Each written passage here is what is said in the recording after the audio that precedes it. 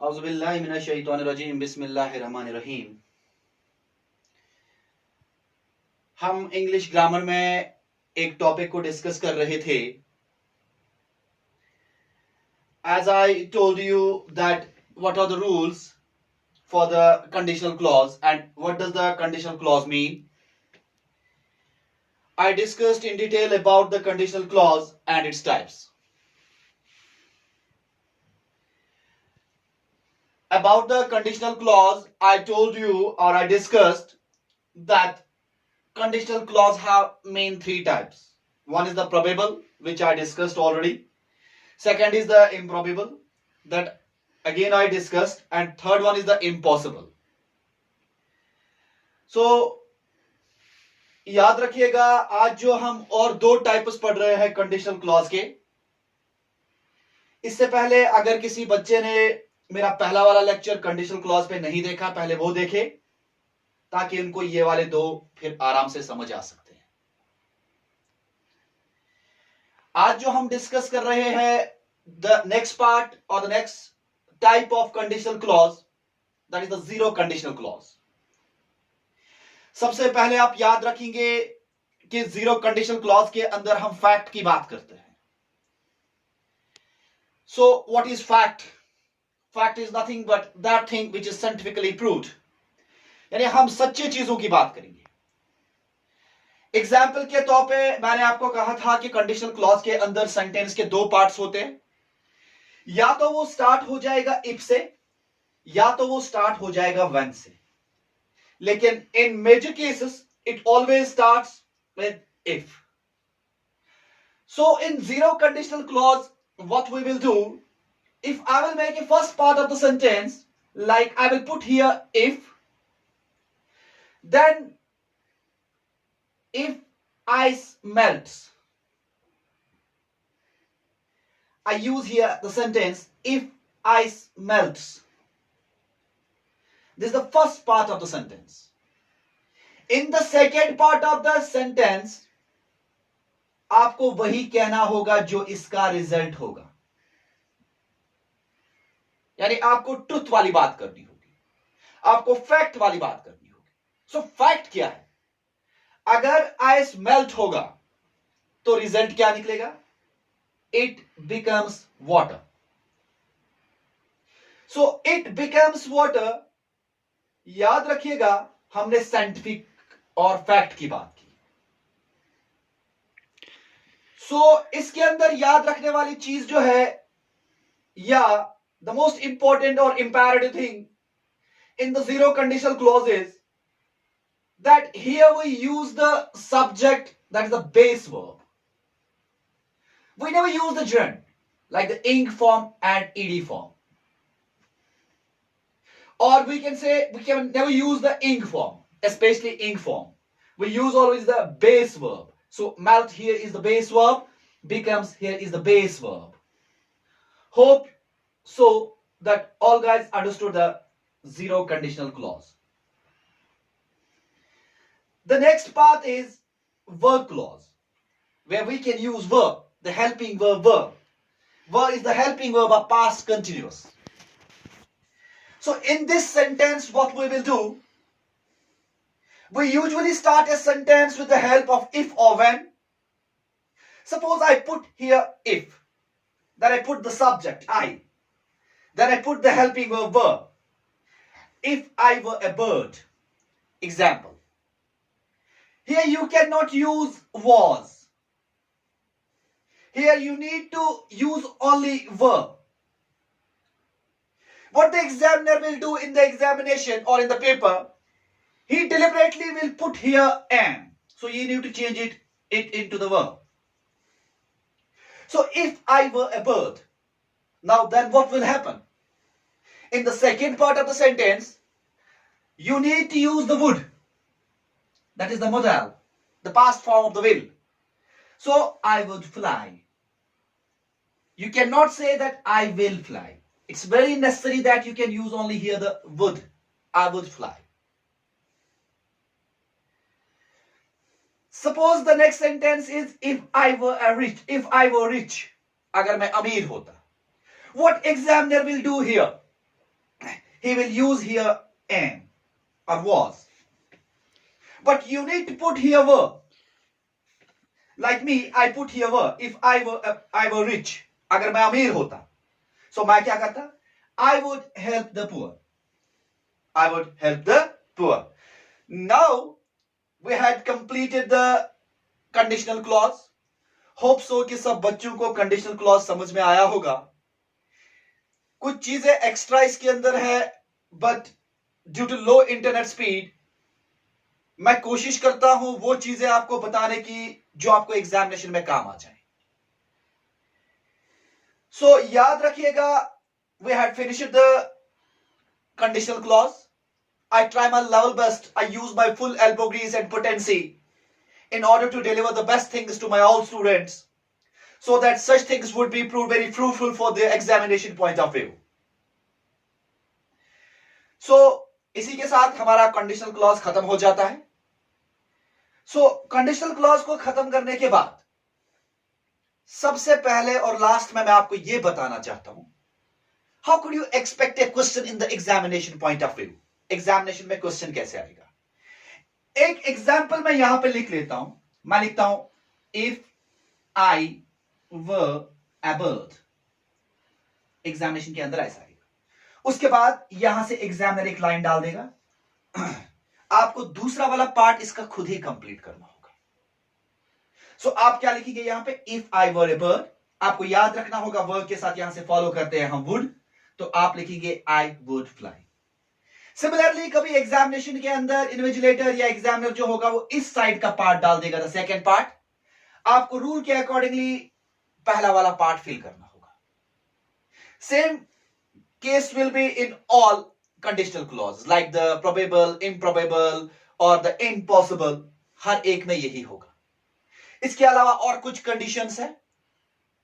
सो वो कंडीशंस अभी डिफाइन नहीं कर सकते हैं, वो नेक्स्ट वाले लेक्चर में कंडीशंस डिफाइन करते हैं. सो उसके बाद जो हमारा नेक्स्ट टॉपिक है वो देख लेते हैं कि वो नेक्स्ट टॉपिक क्या है. नेक्स्ट टॉपिक को स्टार्ट करने से पहले मैं आपको बताना चाहता हूं, until and unless you will not be able to understand the concept of tense, definitely you will never able to follow the narration or the reported speech. Yes, I'm going to start the next topic that's all about the tense, which helps us to complete the narration, reported speech, direct or indirect. First, I will tell you what do you mean by tense. Tense is nothing but it means a time. It's a Latin word, time. As we know, we have three time, or time has been bifurcated into three parts. That is the present, past, and then future. Then after, present has 4 types, past has 4 types, future has 4 types. The interesting thing is that the rules of present tense can never be resembled with the past or with the future. Each and every tense has a separate set of rules, which you need to mark up or understand so that you can follow the narration portion very easily in the examination. So, today I will talk about the present tense. Before starting the present tense, again I will give the reminder, the tense has been bifurcated into 3 parts: present, past and future. I will tell you one interesting story. Once upon a time, I was in Indo, and someone there was a scholar in English subject. He posed me a question. Mr. Shaukat, how many types of tense we have in the English grammar? I said, sir, 3. And then he told, which one? I said, present, past and future. Then he told me, then there is no future, Shaukat, because we cannot give the guarantee of the future. Are you agreeing with me? Yes, I said yes. We can never give the guarantee about the future. But for the learning process of view, there are 3 types of tense: present, past and future. But for the debate point of view, sometimes you can say that we do not have the future because we are the Muslims, and future is for the debate point of view, whether it is or not. So, I will start here the present tense. Present tense has its 4 parts. One is the present simple, present continuous, present perfect continuous. Again, I will repeat. Present simple, present continuous, present perfect continuous. Similarly, in the past tense, past simple, past continuous, past perfect continuous. Similarly, in the future tense, future simple, future continuous, future perfect continuous. Let's try to understand today about the present tense. How we can solve the narrations of present tense. First, today's lecture, you need to mug up or understand the rules first. Present simple is also called present indefinite or present participle. In this thing, you need to understand we have a rule, subject, first form of verb plus object, and sometimes use we s, add an s in verb. Suppose we have the different subjects. समझते हैं ये subject होता क्या है? Any agent or do who is doing the activity. Example, he, she, I, you, we, they, or anyone's name is simply termed as the subject. So verb here means any action, and object means जिस पे काम होता होगा. This is called the predicate as well. So let's take an example. I will take here the subject I. Then I need to put here the first form of verb. I write. Then object, I write a letter. So simple. I write a letter. Suppose the verb should be play. So you say, I play cricket. He plays cricket. They plays cricket. So here what I have done, I write a letter. This is the subject. This is the first form of verb, base verb, and this is the object. Hope so you all understand. Next is the present continuous. This is also called the present progressive because this is in the form of the continuous form. In this thing, the rule is subject plus is plus am plus are plus ing form plus object. So in this part, you need to understand we have three helping verbs, is, am, are. And we have three helping verbs. These helping verbs can be used as per the subject. Suppose your subject will be he, then he is. Suppose your subject will be I, then you will put there the I am. Suppose your subject above is I, then you need to put here I am. Then the ing form of verb. The ing form of verb of write is writing. I am writing, then a letter.